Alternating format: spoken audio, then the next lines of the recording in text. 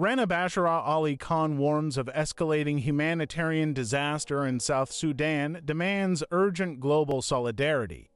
Rana Ali Khan, chairman of the International Human Rights Movement IHRM, today issued a grave warning about the rapidly deteriorating humanitarian crisis in South Sudan, where conflict, displacement, and acute hunger threaten millions. Speaking from the capital, Khan emphasized that over 1.1 million returnees fleeing violence in neighboring Sudan, now constituting nearly half of those facing catastrophic food insecurity, have strained already fragile systems to a breaking point. South Sudan stands at a precipice, stated Khan.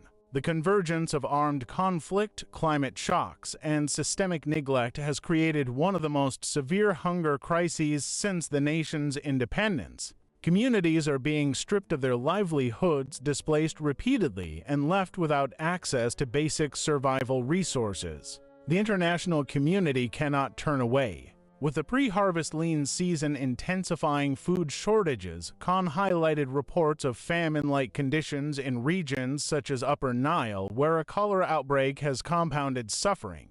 Humanitarian efforts to airlift critical supplies remain hampered by active fighting, leaving thousands without aid. Women and girls, disproportionately impacted, face heightened risks of exploitation and violence as they search for food and water. Safe spaces providing shelter and psychosocial support are closing due to funding shortfalls, further endangering vulnerable populations. The IHRM chairman underscored South Sudan's cyclical instability, rooted in a decade of civil war and fragile peace agreements. Recent political tensions, including the alleged house arrest of opposition leader Riek Machar, threaten to reignite large-scale violence. This is not merely a humanitarian crisis, it is a systemic failure to uphold human dignity, Khan asserted. The world's youngest nation cannot be abandoned to collapse under the weight of conflict and indifference.